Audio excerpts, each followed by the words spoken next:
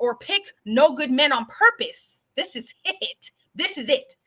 Choosing the wrong man on purpose so that you don't have to answer to him because you know he don't have his stuff together. So you constantly throw it back in his face. Oh, you ain't no good. Why should I listen to you? Why I'm listening to you? You ain't got this, you ain't got that.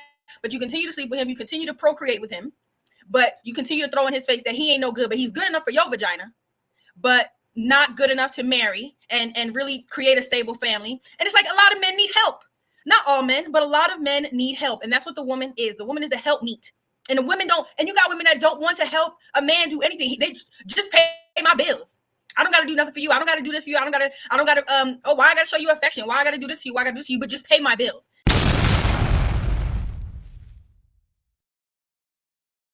Lord, don't forget to like, comment, share, and subscribe on this content because it's so juicy good and it's so powerful. Lord, help us. All you ladies who don't want the natural order of things to go through, I want you to know that's why so many children grow up without their father. And if you sever the ties between a child and father on purpose, what could be more wicked? I don't know if you ever thought about that. What could be more wicked than severing ties between a child and his father? If she eat the children, like cannibal. Oh, my Lord. Bitch ate my kids, man. She just keep them from me. That means that bitch fish. Fish eat their kids. She need to be gutted and served with lemon salt. Do you trust women? I don't trust most women. I don't trust most men. Right. They was raised by their mama. Most of the guys I know, Lord. They ain't had no daddy around to teach them another side of the game. That's part of growing up. Man, I'm from Chicago, man. I call that the fatherless city. I don't know a lot of guys who grew up with a dad in the house. See, I told you. And that means something, man, because you're growing up with the mentality of your mom. And a lot of people don't want to talk bad about their mom, nor should they. But what was your mom's relationship with your dad? It means something. My son is not coming home today. At this point, I don't even know if I want him to ever come home. I really hate his dad, and it makes it so hard for me to like and care for him the way a mother should. But how do you look your own kid in their face, knowing that it's impossible for you to fully love them the way a mother should because you hate their dad? 3 weeks later. I just want y'all to know y'all got... I'm a terrible mom. He with his dad. Y'all said something to his daddy. He is with his daddy. If y'all want to normalize having ungrateful, disrespectful kids and getting bullied in y'all home and feeling worthless and unappreciated, that's on y'all. I'll be choosing me and I'm putting myself first.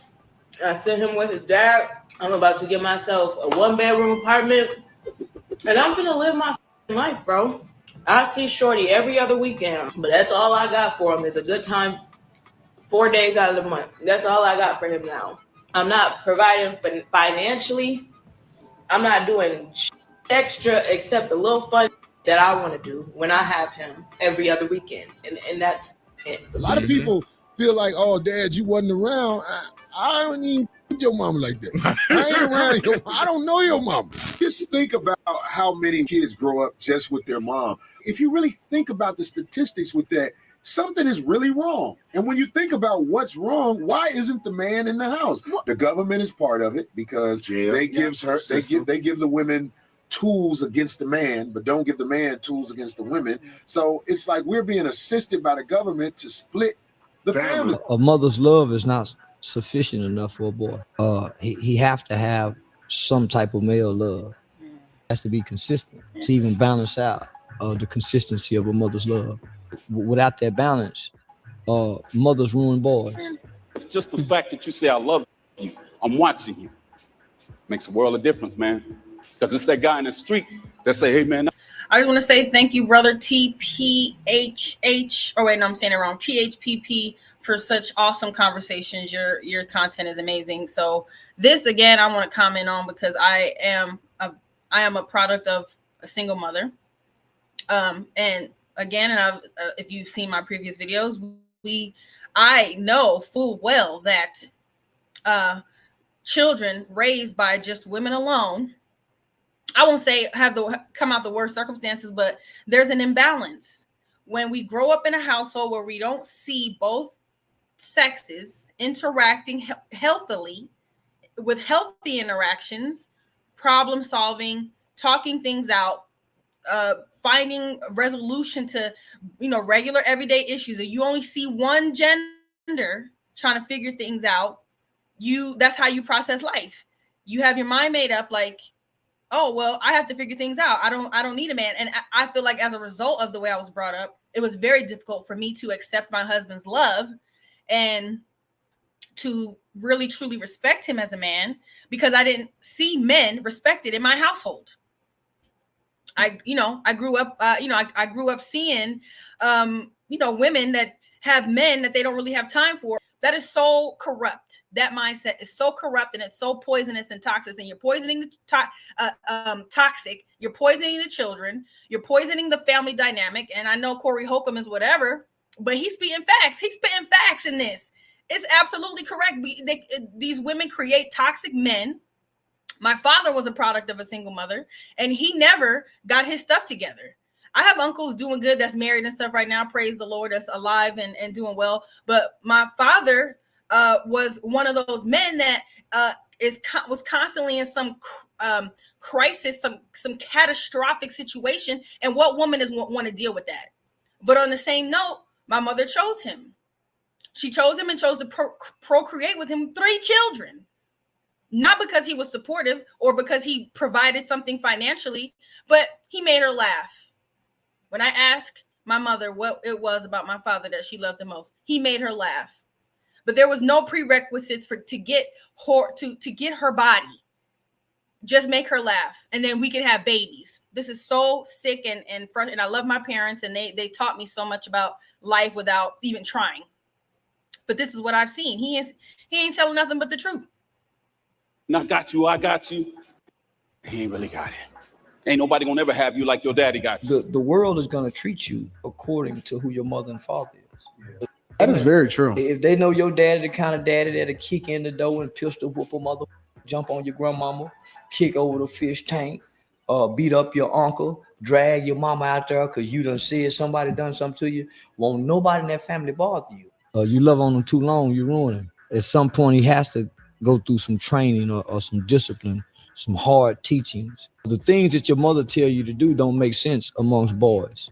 When she fixing your coat as a little bitty boy and she giving you instructions on what to do to get back home, when you become an adolescent and the things that your mother say to you, if you go out there and do that with other boys, you go get treated like a punk. If you're a woman and you want to keep the man that you had a baby with, you have to bow down. You have to bow down. You are not in charge here. What are you talking about, Corey? You have to bow down. Make me upset. Listen, do you have kids? I don't have any kids. Obviously, you ain't got no kids. That's what I'm saying. It's like you're not going to bow down. No, I'm not. But I don't have enough money to raise my child with or without the guy. Oh, you're so dumb. For real. Women today, becoming a mother is far less of a decision than becoming getting married. That's the problem. You have women who are quicker to have a baby than become a wife. That is insane. It's insane. Becoming somebody's wife is a big deal, but becoming somebody's mother is no big deal. Yes. I'd never thought that. Yeah. But you're moving that way. Yeah. I know. All right, ma'am. That way. Ma'am, but the net of it is you create the very men you have an issue with. Have mercy. Absolutely.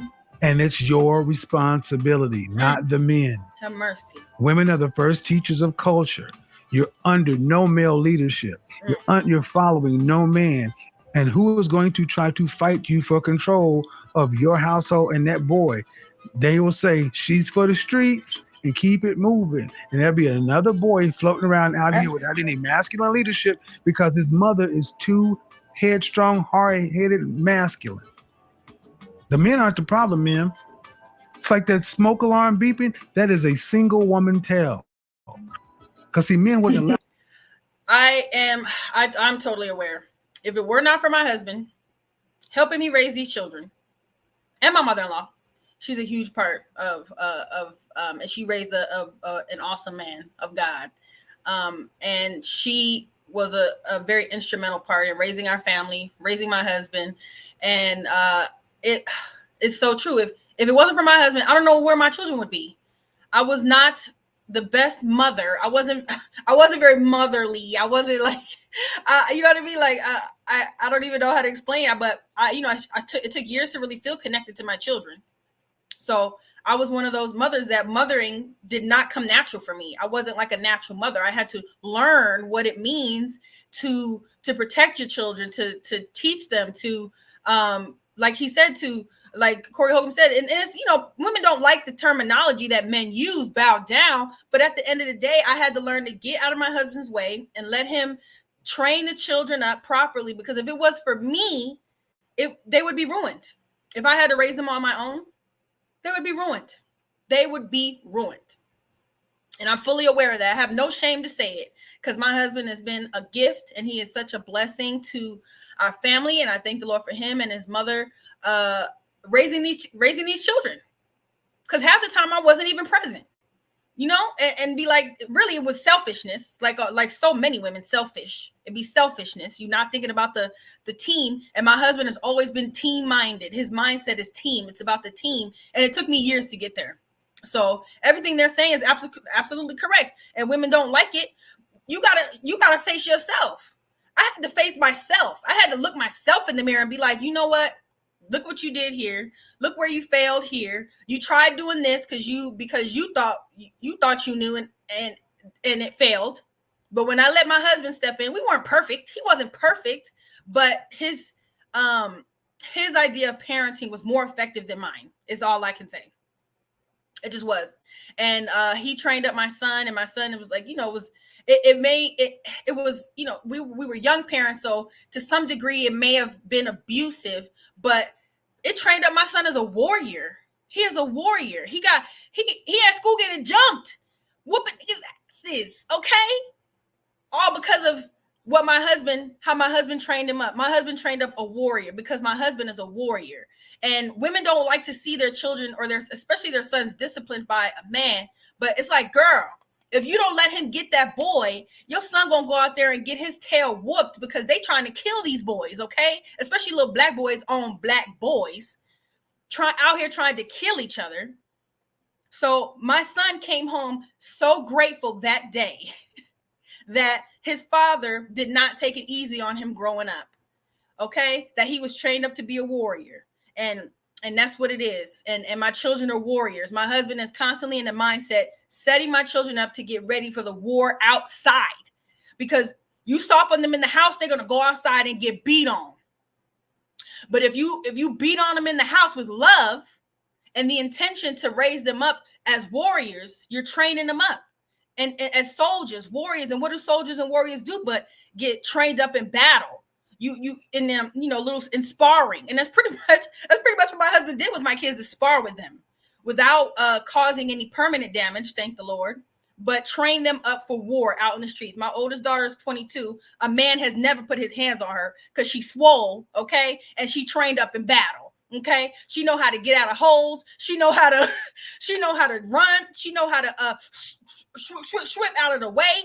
Niggas can't grab her, okay? She have never had a man put his hands on her. And my youngest daughter, already know, ain't never had a boy put his hands on her. She's 16, trained up warriors, okay? Ladies, if you're listening, let the fathers raise the children, because there is a war out there. We want to, they need our love. They need our affection. They need our softness, but they also need that hardness, because the world is trying to kill them. The world is out here trying to kill these children and wear them down from the inside out. And if you're not aware of that, and you just letting your kids live life however, like thinking life is so easy and soft out in the streets, you setting them up for failure. You setting them up to be broken. And I thank the Lord, my husband raised up warriors. I thank the Lord. It wasn't easy to watch when they were smaller, but looking at them now as almost adults, my son is 18, my oldest daughter is 22, seeing them and seeing how they conduct in life. And even though it was hard for them growing up, they're so grateful that they are prepared for the war going on out there. So Lord Jesus, help the mothers, Lord. Help them understand the necessity of having children raised up with their fathers. Open the women's eyes, open mothers' eyes. It's much easier to be a wife than to be a mother. So this priority of having a baby first before having a husband is ridiculous. It's ridiculous. It's a much greater commitment than marriage, because at least if you marry first and decide, oh, wait, you know what? I may not want to have children with this person. Let me cut it now before I get pregnant. You can do that. Once you have a baby with them, there's no cutting off. You're stuck with them. You're stuck with them. So people, wake up. Help us, Lord. Don't forget to like, comment, share, and subscribe on this content, because it's so juicy good and it's so powerful. Lord, help us. Thanks for tuning in, Holy Ghost flock. Keep flying with the Most High.